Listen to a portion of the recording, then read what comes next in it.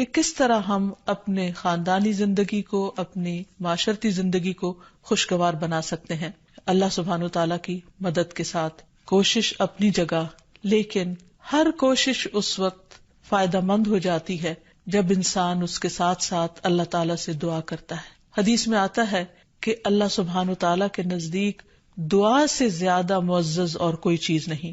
یعنی سب سے زیادہ اللہ تعالیٰ جس چیز کو بندے کی ویلیو کرتے ہیں وہ دعا مانگنا ہے. اسی طرح ایک اور حدیث میں آتا ہے کہ دعا کرنا افضل عبادت ہے. یعنی انسان جب اللہ تعالیٰ کے آگے ہاتھ پھیلاتا ہے، اپنے دل کی پکار اپنے رب کو سناتا ہے، تو دراصل وہ عبادت کی حالت میں ہوتا ہے اور ایک افضل عبادت کر رہا ہوتا ہے. اس لیے کثرت کے ساتھ دعائیں کرتے رہنا چاہیے، لیکن یاد رہے کہ دعا کرنے سے پہلے اللہ سبحانہ وتعالیٰ کی تعریف ضرور کی جائے. اس سلسلے میں تعریف کے بے شمار کلمات ہمیں احادیث کی کتابوں میں ملتے ہیں. انہی میں سے ایک آتا ہے کہ آپ صلی اللہ علیہ وسلم سے سوال کیا گیا کہ کون سا کلام افضل ہے. آپ نے فرمایا جو اللہ نے اپنے فرشتوں اور اپنے بندوں کے لیے چنا، اور وہ ہے سبحان اللہ و بحمدہ، سبحان اللہ و بحمدہ. یعنی جب انسان دعا کرنا چاہے تو اس سے پہلے کچھ مرتبہ جتنا اس کا دل چاہے اللہ تعالیٰ کی تسبیح اور حمد و ثنا بیان کرے، اور بار بار تکرار کے ساتھ کہتا رہے سبحان اللہ و بحمدہ.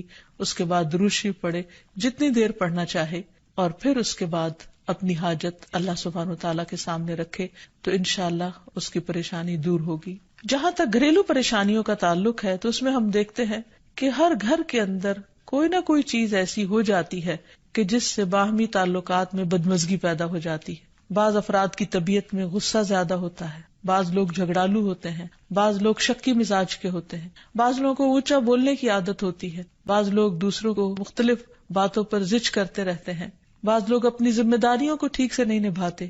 تو یہ تمام چیزیں صرف نہ یہ کہ ایسے انسان کو خود بلکہ اس کے آس پاس رہنے والوں کو اذیت میں مبتلا کر دیتی. اب اس میں انسان بعضوں کو سمجھانے سے بھی کام لیتا ہے، دوسروں سے بھی مدد لیتا ہے، لیکن پھر بھی مسئلہ حل نہیں ہوتا. تو صحابہ کرام تو اپنی جوتی کا تسمہ بھی ٹوٹ جاتا تو اللہ سبحانہ وتعالیٰ سے مانگتے تھے. تو اگر گھر کے اندر کسی قسم کی ناچاکی یا پریشانی ہے تو اس سلسلے میں بھی ہمیں اللہ تعالیٰ کی طرف رجوع کرنا چاہیے، اور پھر اس کے ساتھ ساتھ دوسرے کو جو مشکل پیدا کر رہا ہے سمجھانا بھی چاہیے. جہاں تک لڑائی جھگڑے کا تعلق ہے تو اسے منافقت کی علامت بتایا گیا. آپ صلی اللہ علیہ وسلم نے فرمایا کہ منافق کی 4 علامتیں ہیں. ان میں سے یہ کہ بات کرے تو جھوٹ بولے، وعدہ خلافی کرے، امانت میں خیانت کرے، اور جب وہ جھگڑا کرے تو گالی دے. یعنی جھگڑتا بھی ہے اور گالی بھی دیتا ہے. نبی صلی اللہ علیہ وسلم نے یہ بھی فرمایا کہ اللہ کو سب سے زیادہ ناپسند آدمی وہ ہے جو بہت جھگڑالو ہے. یعنی اللہ تعالیٰ ایسے شخص سے محبت نہیں کرتے. اس لیے اگر آپ کسی سے بات کر رہے ہو تو اس کی بات توجہ سے سن لے. چھوٹی چھوٹی باتوں پر جھگڑنا اور دوسرے کے ساتھ بد اخلاقی سے پیش آنا یہ درست نہیں. پھر اسی طرح مومن جو ہے وہ کبھی بد اخلاق نہیں ہوتا، اور بد اخلاقی پھر منافقت کی علامت ہے. رسول اللہ صلی اللہ علیہ وسلم نے فرمایا تمہارے یہ نسب نامے کسی کے لیے گالی کا سبب نہیں ہے. تم سب آدم کی اولاد ہو، ایک دوسرے کے قریب ہو. دین یا عمل صالح کے علاوہ کسی وجہ سے کسی کو کسی پر کوئی فضیلت نہیں. آدمی کے برا ہونے کے لیے یہی کافی ہے کہ وہ فحش گو ہو، بد کلام ہو، بخیل ہو اور بزدل ہو.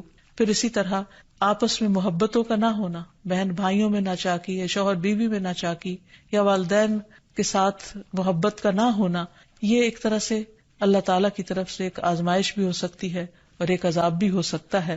مومن تو محبت کرنے والا ہوتا ہے، اور اس شخص میں کوئی خیر نہیں جو محبت کرتا نہیں اور لوگ اس سے محبت نہیں کرتے. اور لوگوں میں سب سے زیادہ بہترین انسان وہ ہے جو لوگوں کے لیے فائدہ مند ہوتا ہے. تو اس لیے بہت ضروری ہے کہ خاندان کے اندر باہم محبت پائی جائے. گھریلو زندگی خوبصورت ہو جاتی ہے اگر آپس میں ایک دوسرے سے پیار، محبت اور ہمدردی کے جذبات پائے جاتے ہیں. پھر اسی طرح بعض اوقات گھریلو زندگی میں بدگمانیاں بہت تکلیف دیتی ہیں، یا گھر کے کچھ افراد سنی سنائی باتوں پر یقین کرتے ہوئے دوسروں کے خلاف بدگمانی پال لیتے ہیں. تو اس سے بھی پرہیز کرنے کی ضرورت ہے. اسی طرح گھریلو پریشانیوں میں گھر کا تنگ ہونا بھی ایک عذاب کی شکل ہے. اس لیے نبی صلی اللہ علیہ وسلم نے ہر وضو کرنے کے بعد جو دعا سکھائی اس میں خاص طور پر یہ دعا آتی ہے کہ اے اللہ میرے گھر میں وسعت پیدا کر دے. یعنی ایک تو دلوں میں وسعت ہو، اور دوسرا یہ ہے کہ جگہ بھی کشادہ ہو. رسول اللہ صلی اللہ علیہ وسلم نے فرمایا 3 چیزیں بدبختی میں سے ہیں. عورت جب تو اسے دیکھے تو وہ تجھ کو بری لگے اور وہ تجھ پر اپنی زبان چلائے، اور اگر تو اس سے غائب ہو تو وہ اپنے نفس کی اور تیرے مال کی حفاظت نہ کرے. دوسرے، مریل سواری کہ اگر تو اسے مارے اور چلائے تو تجھ کو تھکا دے، اور اگر اسے چھوڑ دے تو تجھے جلد تیرے ساتھیوں تک نہ پہنچائے. اور ایسا گھر جو تنگ اور کم سہولتوں والا ہو. تو اس لیے اگر انسان ایسی کسی تکلیف میں مبتلا ہے تو اس کا حل بھی یہی ہے کہ کوشش کے ساتھ ساتھ انسان دعا کرے. اسی طرح خرچ میں کمی، وسائل میں کمی، مال میں کمی، یہ تمام چیزیں بھی عموماً گھروں کے اندر جھگڑے پیدا کر دیتی ہیں. کھانے پینے کی قلت، بنیادی ضروریات کا پورا نہ ہونا. تو ایسی صورت میں بھی انسان اللہ تعالیٰ کی طرف رجوع کرے، اور اس کے لیے ساتھ ہی کوشش بھی ضروری ہے. کوشش میں سب سے پہلے تو یہ کہ انسان لڑائی جھگڑا چھوڑے، صبر و ضبط کی عادت ڈالے، برداشت اور تحمل کی عادت اپنے اندر پیدا کرے، اپنے اخلاق کو بہتر بنائے. ایک حدیث کے مطابق اللہ سبحانہ وتعالیٰ جب کسی گھرانے پر خیر و برکت نازل فرمانا چاہتے ہیں تو اس گھر والوں کے اندر نرمی پیدا کر دیتے ہیں. اور ایک اور حدیث میں یہ بھی آتا ہے کہ جو نرمی سے محروم کر دیا گیا وہ ہر خیر و بلائی سے محروم کر دیا گیا. تو اس لیے گھر کے ہر فرد کو اپنے اپنے رویے پر غور کرتے ہوئے اپنے اخلاق کی اصلاح کرنے کی ضرورت ہے، اور دوسروں سے توقعات زیادہ رکھنے کی بجائے اپنا طرز عمل اچھا کرنے کی ضرورت ہے. اور گھر والوں کے ساتھ بہترین ہونا نبی صلی اللہ علیہ وسلم کی سنت ہے. آپ نے فرمایا تم میں سے بہتر وہ ہے جو اپنے گھر والوں کے لیے بہتر ہو، اور میں تم سب کی نسبت اپنے گھر والوں کے حق میں اچھا ہوں. یعنی آپ نے اپنی مثال دی کہ میں سب سے اچھا سلوک اپنے گھر والوں سے کرتا ہوں، تو تمہیں بھی اگر اچھا بننا ہے تو ایسا ہی کرنا ہوگا. پھر اسی طرح گھر والوں کو زیادہ سے زیادہ فائدہ پہنچانا. حسن بصری سے مروی ہے کہ اللہ تعالیٰ کے نزدیک پسندیدہ بندے وہ ہیں جو اپنے اہل و عیال کو سب سے زیادہ نفع دینے والے ہیں. پھر اسی طرح پیار و محبت سے رہنا. اگر لڑائی جھگڑا ہو بھی جائے یا کوئی غلط فہمی پیدا بھی ہو جائے تو اس وقت خاموشی اختیار کر لینا، مناسب وقت کا انتظار کر کے اس غلط فہمی کو دور کرنا ضروری ہے. پھر اسی طرح اللہ سبحانہ وتعالیٰ نے گھریلو زندگی کو خوشگوار بنانے کے لیے جو بہترین ہدایت ہمیں قرآن مجید میں دی ہے وہ ہے عفو و درگزر سے کام لینا. اللہ تعالیٰ فرماتے ہیں اے لوگو جو ایمان لائے ہو، بے شک تمہاری بیویوں اور تمہارے بچوں میں سے بعض تمہارے دشمن ہیں، سو ان سے ہوشیار رہو، اور اگر تم معاف کرو اور درگزر کرو اور بخش دو تو بے شک اللہ بے حد بخشنے والا نہایت رحم فرمانے والا ہے. تمہارے مال اور تمہاری اولاد تو محض ایک آزمائش ہے، اور جو اللہ کے پاس ہے وہ بہت بڑا اجر ہے. واللہ عندہ اجر عظیم، اور جو اللہ ہے اسی کے پاس بہت بڑا اجر ہے. یعنی انسان کو بعض اوقات اپنی ہی بیوی یا بیوی کو اپنے ہی شوہر سے، اور بعض اوقات اپنے ہی بچوں سے یا اپنے ہی والدین سے دشمنی کا اندیشہ ہو سکتا ہے، اور وہ ایک دوسرے کے لیے مصیبت اور بلا ہو سکتے ہیں. لیکن ایسی صورت میں بھی انسان کا گزارا نہیں ہو سکتا جب تک ایک دوسرے کو معاف نہ کرے. زندگی کی گاڑی نہیں چل سکتی جب تک انسان دوسروں کے قصور اور غلطیاں ان سے درگزر نہ کرے، کیونکہ ہر انسان کبھی غصے کی وجہ سے، کبھی جہالت کی وجہ سے، کبھی جلد بازی کی وجہ سے، کبھی لوگوں کے اکسانے پر اپنے پیاروں کے ساتھ زیادتیاں کر جاتا ہے. تو ایسی صورت میں انسان اگر چاہتا ہے کہ اس کی زندگی خوشگوار ہو تو اسے معاف کرتے رہنا چاہیے.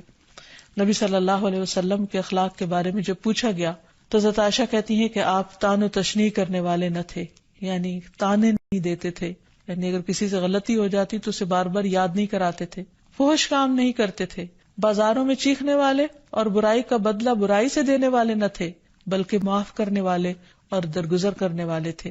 اور حقیقت یہ ہے کہ جو جس کے جتنا قریب ہوتا ہے، جیسے گھر والے ہیں، اس کی غلطیاں اور اس کی کمزوریاں زیادہ سامنے آتی ہیں، اور پھر وہ ریپیٹڈلی سامنے آتی ہیں، بار بار سامنے آتی ہیں. تو ایسی صورت میں معاف کرنا بھی مشکل لگتا ہے، لیکن پھر بھی معاف کیے بغیر گزارا نہیں. پھر اسی طرح یہ ہے کہ انسان اگر ہمیشہ دوسروں کا حق ادا کرنے کی فکر کرے تو اس سے بھی بہت سے جھگڑے ختم ہو جاتے ہیں. شوہر اگر بیوی کو حق دینے والا ہو، بیوی خوشی سے شوہر کا حق دینے والی ہو، بہن بھائی ایک دوسرے کے اوپر قربانی کرنے والے ہوں، ایثار کرنے والے ہوں، تو ایسی صورت میں گھر کا ماحول بہت خوشگوار ہو سکتا ہے. عورت کے بارے میں فرمایا نبی صلی اللہ علیہ وسلم نے کہ عورت اس وقت تک ایمان کی حلاوت نہیں پا سکتی جب تک کہ وہ اپنے شوہر کا حق ادا نہیں کرتی. اسی طرح شوہر کے لیے نبی صلی اللہ علیہ وسلم کا یہ اسوہ حسنہ بہترین ہے کہ آپ صلی اللہ علیہ وسلم اپنے گھر ہوتے ہوئے اپنے گھر والوں کے کام کاج میں ہاتھ بٹایا کرتے تھے. ان کی خدمت کیا کرتے تھے. جب نماز کا وقت ہوتا تو فوراً نماز کے لیے تشریف لے جاتے. آپ اپنے چھوٹے چھوٹے کام خود کر لیا کرتے تھے. یعنی اس سے بھی یہ پتہ چلتا ہے کہ خوشگوار گھریلو تعلقات میں دوسرے پر بوجھ نہ بننا ایک بہت اہم نقطہ ہے. کیونکہ اگر ہر انسان اپنی ذمہ داری خود لے لے تو دوسروں کے لیے وہ خوشگوار ہو جاتا ہے.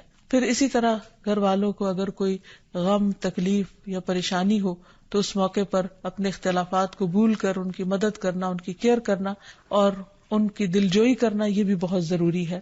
اور حتی الوسع گھر کا ماحول خوشگوار رکھنا چاہیے، ایک دوسرے کا احساس کرتے ہوئے اور ایک دوسرے کے کاموں میں عیب نہ نکالتے ہوئے اور ایک دوسرے کو اپریشیٹ کرتے ہوئے، ایک دوسرے کی اچھی خوبیوں کو اور اچھی باتوں کی تعریف کرتے ہوئے، اور اسی طرح بعض اوقات اپنی خواہشات کو پیچھے کرتے ہوئے. کیونکہ اگر ہر انسان یہ چاہے کہ زندگی اس کے مطابق، کیونکہ اگر ہر انسان یہ چاہتا ہو کہ ہر کام گھر میں اس کی مرضی کے مطابق ہو تو یہ ممکن نہیں. بہت سے گھروں میں ساس بہو کا جھگڑا کس بنا پر ہوتا ہے، یا آپس میں قریبی رشتوں کا جھگڑا اور فتنہ فساد کس وجہ سے ہوتا ہے؟ کیونکہ ہر شخص یہ چاہتا ہے کہ گھر کا نظام اس کی مرضی کے مطابق ہو، حالانکہ ایسا ہونا ممکن نہیں. تو اس لیے ہر انسان کو اپنی رائے بھی دینی چاہیے، لیکن دوسروں کی رائے کا بھی احترام کرنا چاہیے. اپنی ضرورت بھی پوری کرنی چاہیے، لیکن اس کے ساتھ ساتھ دوسروں کی ضروریات کا بھی خیال کرنا چاہیے. پھر اسی طرح بہت سے معاملات میں قناعت اختیار کرنی چاہیے، کیونکہ یہ زندگی بذات خود ایک امتحان ہے اور اصل عیش و عشرت کی جگہ جنت ہے، دنیا نہیں، یا دنیا کا گھر نہیں.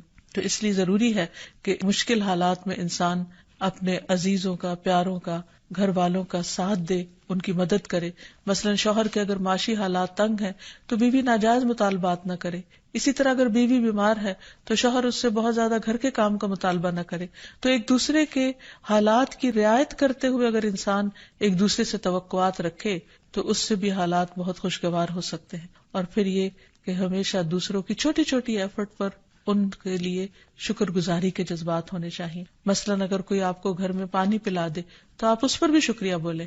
ہم عام طور پر اگر گھر سے باہر کہیں ہوتے ہیں اور کوئی ہمارے ساتھ تھوڑے سا بھی احسان کا معاملہ کرے تو ہم اس کے احسان کو مانتے ہیں، لیکن گھر والوں کا احسان ماننا ایک مشکل کام لگتا ہے. تو اس لیے اگر ہم چاہتے ہیں کہ گھریلو زندگی خوشگوار ہو تو اس میں گھر والوں کے احسان کو بھی ماننا ضروری ہے. اور پھر چھوٹی چھوٹی اذیتوں کو بہت مینشن نہیں کرنا چاہیے، ان کا ذکر نہیں کرنا چاہیے، ان پر صبر کرنا چاہیے. تو جو شخص شکر اور صبر سے کام لیتا ہے اس کی زندگی لازماً خوشگوار ہوتی ہے. لیکن اس کے باوجود بھی اگر گھریلو زندگی میں تنگی ہو، تکلیف ہو، آپس کی ناچاکی ہو، دشمنی ہو، پریشانی ہو، بہت بے چینی ہو، تو پھر اللہ سبحانہ وتعالیٰ ہی کی طرف رجوع کرنا چاہیے.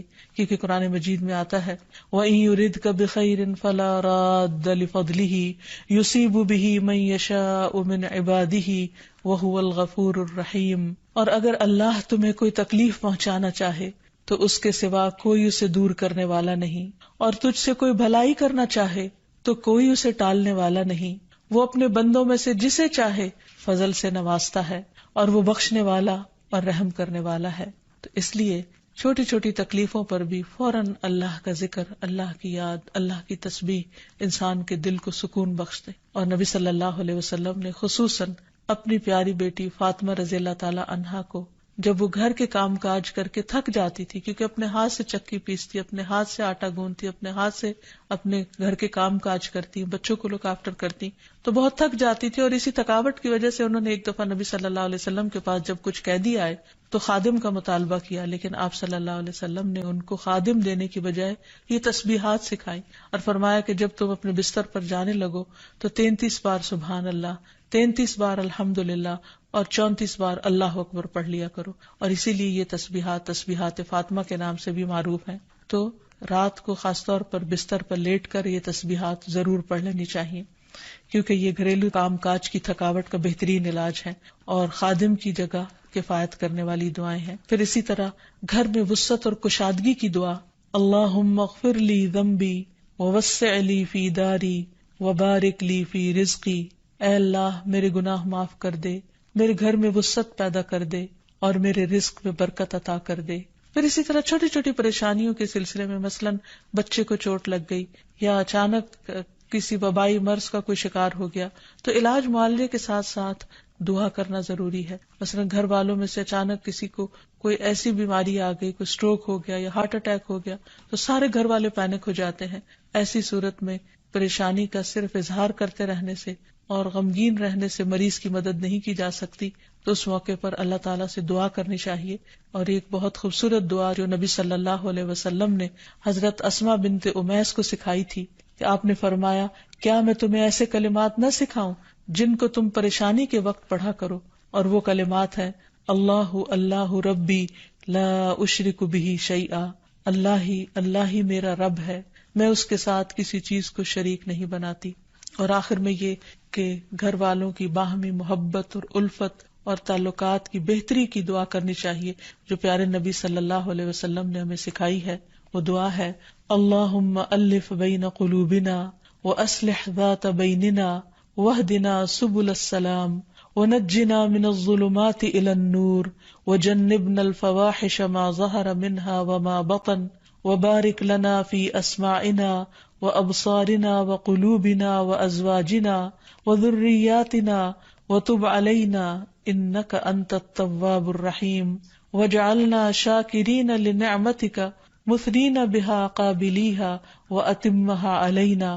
اے اللہ ہمارے دلوں میں الفت پیدا فرما دے اور ہمارے آپس کے معاملات کی اصلاح کر دے. ہمیں سلامتی کے راستوں کی رہنمائی فرما اور ہمیں اندھیروں سے نجات دے کر نور کی طرف لیا اور ہمیں تمام ظاہری اور چھپی بدکاریوں سے محفوظ رکھ. ہمارے کانوں اور ہماری آنکھوں اور ہمارے دلوں اور ہماری گھر والیوں اور ہمارے بچوں میں برکتیں عطا فرما. ہماری توبہ قبول فرما. بلا شبہ تو بہت زیادہ توبہ قبول کرنے والا اور رحمت کرنے والا ہے. ہمیں اپنی نعمتوں کا شکر ادا کرنے والا بنا اور ان کی تعریف کرنے والا اور ان کو قبول کرنے والا بنا دے. ان نعمتوں کو ہم پر کامل فرما دے، یعنی ان نعمتوں کو ہم پر تمام کر دے. تو کس قدر جامع اور خوبصورت دعا ہے جو نبی صلی اللہ علیہ وسلم نے ہمیں سکھائی. گھریلو زندگی کو خوشگوار بنانے کے لیے ان دعاؤں کو پڑھتے رہنا چاہیے، یاد کر لینا چاہیے، قبولیت کے مواقع پر پڑھنا چاہیے. اگر زبانی یاد نہ بھی ہو تو دیکھ کر پڑھ لینا چاہیے، اور اگر ان کا ترجمہ نہ آتا ہو تو اردو میں پڑھنے میں بھی کوئی حرج نہیں. لیکن اللہ تعالیٰ سے مانگتے رہیے کیونکہ ساری مشکلات کا حل صرف. عن ابی موسیٰ عن النبی صلی اللہ علیہ وسلم قال مثل البیت الذی یذکر اللہ فیہ والبیت الذی لا یذکر اللہ فیہ مثل الحی والمیت. رواہ مسلم. سیدنا ابو موسیٰ رضی اللہ عنہ سے روایت ہے، نبی صلی اللہ علیہ وسلم نے فرمایا، جس گھر میں اللہ تعالیٰ کا ذکر کیا جاتا ہے اور جس گھر میں اللہ تعالیٰ کا ذکر نہیں کیا جاتا وہ زندہ اور مردہ کی مثل ہے. اللہ کے بندے، اللہ سے محبت کرنے والے ہر حال میں اللہ کو یاد کرتے رہتے ہیں، خواہ وہ اپنے گھر میں ہوں یا گھر سے باہر. الذین یذکرون اللہ قیاما وقعودا وعلی جنوبہم، وہ جو اللہ کا ذکر کرتے ہیں کھڑے، بیٹھے اور لیٹے. ایسے لوگ دنیا کے کسی بھی حصے میں ہوں، کوئی بھی کام کر رہے ہوں، ان کے دلوں میں اللہ کی یاد سمائی ہوئی ہوتی ہے. ان کے دلوں میں اللہ کی یاد صرف مسجد کی حد تک یا کسی خاص جگہ سے ہی مخصوص نہیں ہوتی، بلکہ وہ اپنے گھروں میں بھی اللہ کو یاد کرتے ہیں. اس حدیث کے مطابق وہ گھر جن میں اللہ کا نام بلند ہوتا ہے، جس میں ذکر کیا جاتا ہے، وہ اس شخص کی طرح ہے جو زندہ ہو. اس کی مثال ایک زندہ انسان کی سی ہے. اس کے برعکس وہ گھر جس میں اللہ کا نام نہ لیا جاتا ہو، اللہ کا ذکر بلند نہ ہوتا ہو، اس گھر کی مثال ایک مردہ کی سی ہے. اور آپ سب جانتے ہیں کہ زندہ اور مردہ برابر نہیں ہوا کرتے. لا يستوي الاحیاء ولا الاموات، زندہ اور مردہ برابر نہیں، دونوں میں بہت بڑا فرق ہے. اسی طرح ان دو گھروں میں بھی بہت فرق ہے جن میں سے ایک میں اللہ کی یاد بلند ہو، اللہ کا نام بلند ہو، اور دوسرے وہ جس میں اللہ تعالیٰ کو یاد کرنے والا کوئی نہ ہو. قرآن پاک میں اللہ سبحانہ و تعالیٰ کو یاد کرنے والوں کی صفت یہ بتائی گئی ہے کہ رجال لا تلہیہم تجارت ولا بیع عن ذکر اللہ، وہ ایسے لوگ ہیں جنہیں تجارت اور خرید و فروخت اللہ کی یاد سے غافل نہیں کرتی، یعنی عین دنیا کے اندر رہتے ہوئے بھی وہ اللہ کو یاد کرتے رہتے ہیں. وَإِقَامِ الصَّلَاةِ وَإِيتَاءِ الزَّكَاةِ، نماز قائم کرنے اور زکوٰۃ کی ادائیگی سے کوئی چیز انہیں منع نہیں کرتی، مانے نہیں ہوتی. اور وہ یہ کیوں کرتے ہیں؟ یعنی اللہ کو یاد کیوں کرتے رہتے ہیں اور اپنے فرائض کی ادائیگی میں سرگرم کیوں رہتے ہیں؟ یخافون یوما تتقلب فیہ القلوب والابصار، وہ اس دن سے ڈرتے ہیں جس دن دل اور نگاہیں الٹ پلٹ ہو جائیں گی، یعنی قیامت کا خوف ہے ان کے دل کے اندر. اور اس کے ساتھ ساتھ اللہ کے فضل کے امیدوار بھی ہیں. لیجزیہم اللہ احسن ما عملوا ویزیدہم من فضلہ، تاکہ اللہ ان کو بدلہ دے ان کے اچھے اعمال کا جو انہوں نے کیے اور اپنے فضل سے زیادہ بھی نوازے. واللہ یرزق من یشاء بغیر حساب، اور اللہ اپنے رزق میں سے جسے چاہتا ہے بے حساب عطا کر دیتا ہے. تو بات یہ ہے کہ جو دل خوف اور امید کے درمیان ہوتے ہیں وہ دل اللہ کی یاد سے معمور ہوتے ہیں، اور جن لوگوں کے دل اللہ کی یاد سے معمور ہوتے ہیں ان کے گھر بھی اللہ کی یاد سے معمور ہوتے ہیں. عام طور پر گھروں میں دو طرح سے ذکر ہوتا ہے، ایک انفرادی ذکر اور ایک اجتماعی ذکر. انفرادی ذکر میں نماز پڑھنا، قرآن کی تلاوت، اور اسی طرح چلتے پھرتے اٹھتے بیٹھتے گھر کے کام کاج کرتے لیٹتے جاگتے چلتے پھرتے اللہ کو یاد کرتے رہنا، خصوصاً وہ مسنون اذکار جو رسول اللہ صلی اللہ علیہ وسلم سے وارد ہیں. اور دوسری قسم اجتماعی ذکر کی ہے کہ کسی ایک گھر میں مختلف لوگ جمع ہو کر یا اہل خانہ ہی جمع ہو کر اکٹھے بیٹھ کر اللہ کو یاد کریں. اور اس سے مراد کسی خاص قسم کا وظیفے کا ورد ہی نہیں بلکہ اللہ تعالیٰ کی یاد کے مختلف طریقے ہو سکتے ہیں. اللہ تعالیٰ کی معرفت حاصل کرنے، علم سیکھنے اور جاننے کے جو حلقات ہیں وہ بھی اللہ ہی کے ذکر اور اللہ ہی کی یاد کی طرف انسان کو راغب کرتے ہیں. قرآن پاک میں خاص طور پر ازواج مطہرات کو یہ حکم دیا گیا، وَاذْكُرْنَ مَا يُتْلَى فِي بُيُوتِكُنَّ مِنْ آيَاتِ اللَّهِ وَالْحِكْمَةِ، اور ذکر کرتی رہو، یاد کرتی رہو جو تمہارے گھروں میں پڑھی جاتی ہیں اللہ کی آیات اور حکمت کی باتیں. یعنی ازواج مطہرات رسول اللہ صلی اللہ علیہ وسلم کے گھر میں قرآن پاک اور حکمت کی باتوں کا ذکر کریں، یعنی انہیں آپس میں بھی سیکھیں سکھائیں اور دوسروں کو سکھانے کا بھی انتظام فرمائیں. تو گویا ذکر کی مجالس سے مراد تسبیحات وغیرہ کرنا بھی ہو سکتا ہے اور علم کی مجالس بھی ہیں، اور خصوصاً ایسے علم کی مجالس جن کے ذریعے انسان کے ایمان میں اضافہ ہو، اللہ تعالیٰ سے تعلق مضبوط ہو.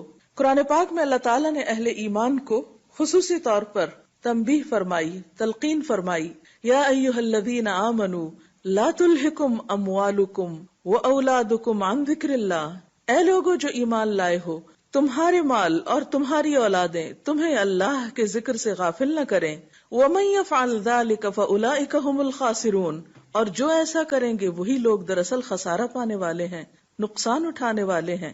یعنی گھر میں ہوتے ہوئے انسان دنیا کے کاموں میں مشغول ہو جاتا ہے یا بال بچوں کی محبت میں بعض اوقات اللہ تعالیٰ کی یاد سے غافل ہو جاتا ہے، تو ایسے میں فرمایا کہ لا تلھکم اموالکم واولادکم عن ذکر اللہ، یہ دنیا کے مال اور یہ تمہارے بال بچے تمہیں اللہ کی یاد نہ بھلائیں. گویا گھر میں ہوتے ہوئے اللہ کو یاد کرتے رہو، اس دنیا میں رہتے ہوئے پھر ان نعمتوں کے دینے والے کو مت بھولو. حضرت ابو ہریرہ رضی اللہ تعالی عنہ بیان کرتے ہیں کہ رسول اللہ صلی اللہ علیہ وسلم نے فرمایا، جو لوگ اللہ کے گھروں میں سے کسی گھر میں جمع ہوتے ہیں اور اللہ کی کتاب کی تلاوت کرتے ہیں اور اسے باہم پڑھتے پڑھاتے ہیں تو ان پر سکون قلب اترتا ہے اور اللہ کی رحمت انہیں ڈھانپ لیتی ہے اور فرشتے ان پر سایہ کرتے ہیں، اور اللہ تعالیٰ ان کا ذکر ان فرشتوں کے درمیان کرتے ہیں جو اس کے پاس ہیں، اور جس شخص کو اس کے برے عمل نے پیچھے ڈال دیا اس کا حسب نسب اسے آگے نہیں بڑھا سکتا. اگرچہ اس حدیث میں گھروں سے مراد مساجد ہیں، یعنی اللہ کا گھر، لیکن ہم دیکھتے ہیں کہ عملی طور پر ذکر کی یہ مجلسیں، علم کی یہ مجلسیں صرف مساجد تک ہی محدود نہیں رہیں، بلکہ حضرت عمر کے زمانے میں ہم دیکھتے ہیں کہ ہر 20 گھروں میں سے ایک گھر مدرسہ بن گیا، جگہ جگہ علمی مراکز کھل گئے، اور مسلمان ہونے کا مطلب تھا پڑھا لکھا ہونا، جاننے والا ہونا، کیونکہ قرآن پاک میں واضح طور پر بتا دیا گیا کہ قل هل يستوي الذين يعلمون والذين لا يعلمون، کہیے کہ کیا برابر ہو سکتے ہیں وہ لوگ جو علم رکھتے ہیں اور وہ جو علم نہیں رکھتے.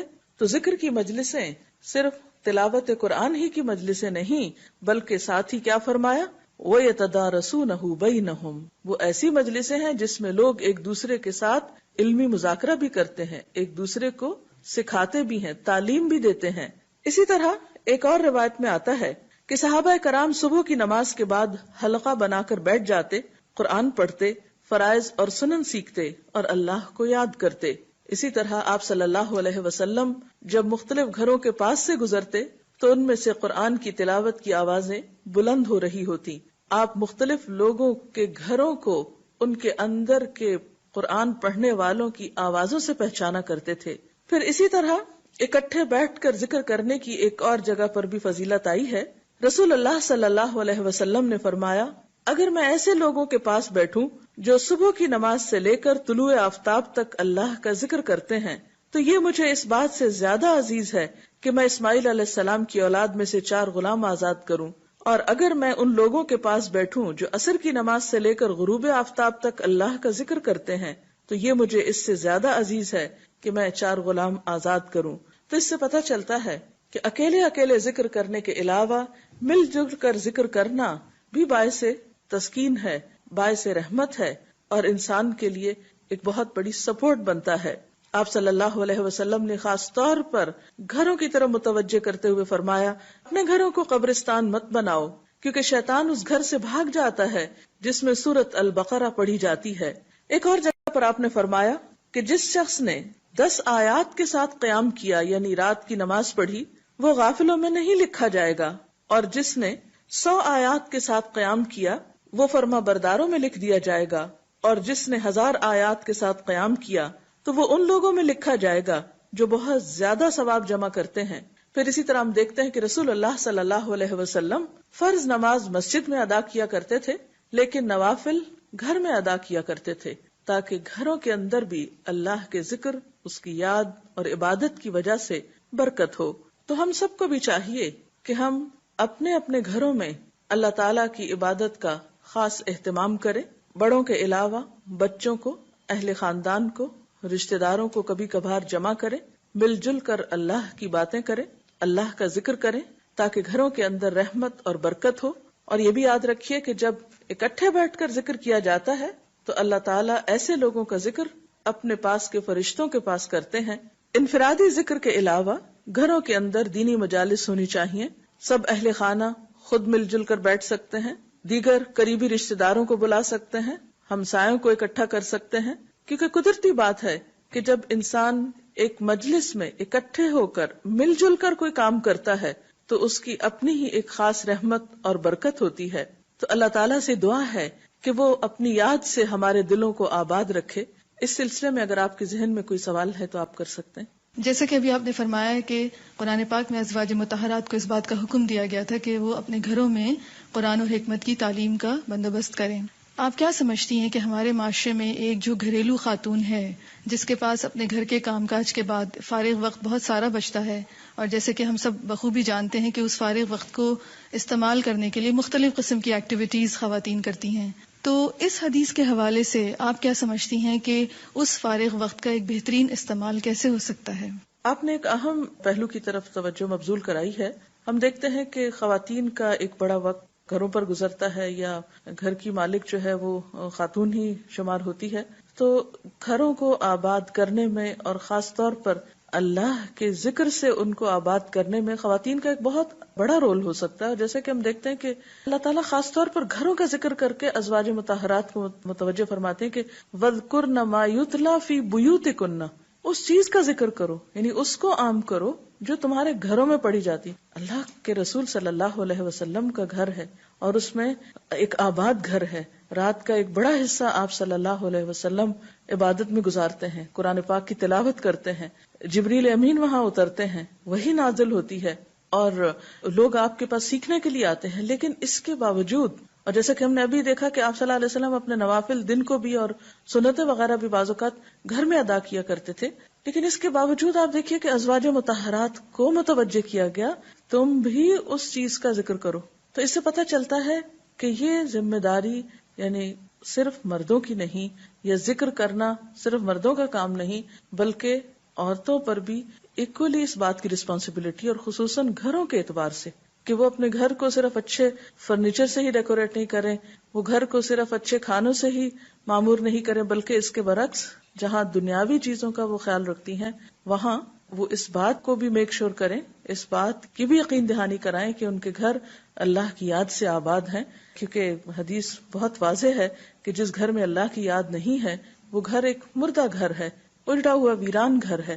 اور واقعی بعض اوقات ایسا محسوس ہوتا ہے، کچھ گھروں میں ایک وحشت سی ہوتی ہے، ایک بے سکونی کی سی کیفیت ہوتی ہے، ایک اداسی کی سی کیفیت ہوتی ہے، اور اس کی ایک بڑی وجہ اللہ کی یاد کا نہ ہونا ہے، کیونکہ یہ ساری کائنات، اس کی ہر ایک چیز اللہ کا ذکر کرتی ہے۔ قرآن پاک میں آتا ہے وَإِن مِّن شَيْءٍ إِلَّا يُسَبِّحُ بِحَمْدِهِ وَلَٰكِن لَّا تَفْقَهُونَ تَسْبِيحَهُمْ، کوئی چیز ایسی نہیں کہ جو اللہ کی تسبیح نہ کرتی ہو مگر تم ان کی تسبیح کو نہیں سمجھتے۔ تو اگر کائنات کی ہر چیز اللہ کو یاد کر رہی، اللہ کی تسبیح بیان کرتی، اور انسان اگر اللہ کو یاد نہیں کرتا تو اس انسان کے پھر دل کا عالم کیا ہوگا؟ حدیث میں آتا ہے کہ وہ دل جس میں قرآن کا کچھ حصہ نہ ہو وہ اجڑے ہوئے گھر کی طرح، اور وہ گھر جس کے اندر اللہ کا ذکر نہ ہو وہ بھی مردہ کی طرح ہے، اجڑا ہوا ہے۔ تو اس لیے بے حد ضروری ہے کہ ہماری خواتین جہاں دنیا کے اور بہت سے کام کرتی ہیں وہاں خصوصی طور پر اپنی ذاتی عبادات میں بھی اور پھر اجتماعی طور پر اپنے بچوں کے ساتھ کوالٹی ٹائم میں بھی ضرور اللہ کا ذکر کریں، سٹوری ٹیلنگ کے ذریعے، اچھی اچھی باتیں بتانے کے ذریعے، قرآن پڑھانے کے ذریعے۔ ہم دیکھتے ہیں کہ مسلمان امت میں یہ روایت بہت قدیم زمانے سے چلی آ رہی ہے کہ خواتین محلے بھر کے بچوں کو قرآن کی تعلیم، یعنی ناظرہ قرآن کی تعلیم عام طور پر دیا کرتی تھی، اور اس کو ایک سوشل ورک سمجھا جاتا تھا اور ایک اچھی ایکٹیویٹی، یعنی ایک ہیلدی ایکٹیویٹی اس کو شمار کیا جاتا تھا، کیونکہ عموماً جب خواتین کے پاس کوئی پڑھنے پڑھانے کا کام نہیں ہوتا تو بعض اوقات آپس ہی کے جھگڑے، گھر میں ساس بہو کا جھگڑا ہو رہا ہے، رشتہ داروں کی آپس میں انبن چل رہی ہے، اور گھروں میں جو بے سکونی ہے، ادھر ناراضگی ادھر ناراضگی، ان سب جھگڑوں کا علاج بھی یہ ہے کہ ایسی محفلوں کا قیام ہو کہ جس سے انسانی روح، انسانی ذہن کو جلا ملے اور یہ دنیا اور آخرت دونوں پرسکون ہو۔ آپ اگر کچھ کہنا چاہیں۔ جیسا کہ نبی اکرم صلی اللہ علیہ وسلم کی اس خوبصورت حدیث سے ہمیں پتہ چلتا ہے کہ گھروں میں بھی اللہ کا ذکر ہونا ضروری ہے، اور آپ نے اس کی ایکسپلینیشن میں فرمایا کہ اٹھتے بیٹھتے اور سوتے جاگتے، تو اس ذکر کے لیے وضو ضروری ہے یا بغیر وضو کے بھی ذکر ہو سکتا ہے؟ جی ہاں، جہاں ذکر کی بات ہوتی ہے، اللہ کی یاد کی بات ہوتی ہے، تو عموماً یہ سوال کیا جاتا ہے کہ کیا ذکر کے لیے باوضو ہونا ضروری ہے؟ تو بات یہ ہے کہ نماز کے لیے تو وضو شرط ہے، لیکن تسبیح پڑھنے کے لیے، درود شریف پڑھنے کے لیے، عام ذکر کرنے کے لیے، استغفار پڑھنے کے لیے وضو کا ہونا شرط نہیں ہے۔ جیسے کہ اس آیت میں بھی سورۃ آل عمران کے آخر میں جو آتی ہیں آیات، ان میں سے ایک آیت میں آتا ہے الذین یذکرون اللہ قیاما وقعودا وعلی جنوبہم، وہ اللہ کو یاد کرتے ہیں کھڑے بیٹھے اور لیٹے۔ اب اگر ایک شخص لیٹا ہوا ہے، مثلا رات کو سو رہا ہے اور سوتے سوتے اس کی آنکھ کھل جاتی، تو اس وقت کے لیے بھی نبی صلی اللہ علیہ وسلم نے ہمیں دعا سکھائی ہے، اگر خواب برا آئی یا کچھ بھی۔ تو ایسے مواقع پر انسان جب اللہ کا ذکر کرے گا تو یہ تو نہیں کہ پہلے آنکھ کھلی ہے اور پھر پہلے جائے اور وضو کر کے اور پھر لیٹ کر وہ ذکر شروع کرے، نہیں، وہ اس حال میں بھی ذکر کر سکتا ہے۔ نبی صلی اللہ علیہ وسلم کے بارے میں آتا ہے کان یذکر اللہ فی کل احیانہ، کہ آپ اللہ کو ہر حال میں یاد کیا کرتے تھے۔ تو اللہ کی یاد ہمارے دل میں بھی ہے، زبان پر بھی ہونی چاہیے، اور اس کے لیے کچھ شرط نہیں کہ ایک خاص انداز میں، ایک خاص کونے میں ہم باوضو کر بیٹھیں یا کسی کمرے میں اندھیرا کر لیں تو ہی ہم ذکر کریں۔ ہم این دنیا کا کام کرتے ہوئے بھی اللہ کو یاد کر سکتے ہیں اور اس میں کوئی چیز بھی رکاوٹ نہیں بنتی۔ ایک اور پہلو پر میں چاہوں گی کہ آپ روشنی ڈالیں۔ حدیث میں گھر کا ذکر کیا گیا ہے کہ جس گھر میں اللہ کا ذکر کیا جاتا ہے، تو یہ فرمائیے گا کہ کیا اس ذکر کرنے کے اجتماعی اثرات معاشرے پر بھی مرتب ہوتے ہیں؟ جی ہاں، اصل میں دیکھا جائے تو گھر ایک اکائی ہے اس بڑے یونٹ کی جس کو ہم معاشرہ کہتے ہیں۔ تو جب انڈیویجول لیول پر ذکر ہوگا، جب گھروں کے اندر اللہ کی یاد ہوگی تو اس گھر کے اندر ایک خاص برکت ہوگی، اس گھر کے اندر ایک خاص طرح کی تربیت ہوگی، ایک روحانیت ہوگی۔ اس تربیت اور روحانیت کے ساتھ جب افراد معاشرے میں آ کر مختلف جگہوں پر اکٹھے ہوں گے تو ان کے رویے بہتر ہوں گے، باہم ان کے تعلقات اچھے ہوں گے۔ اس کے برعکس کہ انسان گھروں کے اندر لڑائی جھگڑا ہو اور پھر وہاں سے فرسٹریشن کا شکار ہو کر کام پر آئے اور وہاں پھر جھگڑا شروع کر دیں، تو قدرتی طور پر جو کچھ گھر کے اندر ہوتا ہے اس کا اثر معاشرے پر بھی پڑتا ہے۔ تو یہ چیز پورے معاشرے کی اصلاح کا ایک ذریعہ ہو سکتی ہے اگر انڈیویجول لیول پر ہر گھر ایک مدرسہ ہو۔ مدرسہ سے مراد یہ کہ ہر ماں کی گود ایک مدرسہ ہے، ہر ماں ایک معلمہ ہے، ایک مربیہ ہے، اور پھر یہ کہ ایسی مجلسیں گھر والوں کو باہم اکٹھا کرنے اور ان کے درمیان ایک اچھے موضوع پر کمیونیکیشن کا ذریعہ بھی ہو سکتی ہیں۔ تو یہ دراصل نبی صلی اللہ علیہ وسلم کی جتنی بھی احادیث ہیں جو آپ کی رہنمائی ہے ہمارے لیے، سب ہماری فلاح و بہبود کے لیے ہے، ہماری ہی خاطر ہے، کیونکہ آپ رحمت للعالمین تھے، سب کے لیے رحمت بن کر آئے، اور آپ کی رحمت یہی ہے کہ جو کچھ آپ نے ہمیں سکھایا اسی میں ہماری افرادی اور اجتماعی خیر اور بھلائی ہے. تو اللہ تعالی ہمیں اس سے مستفید ہونے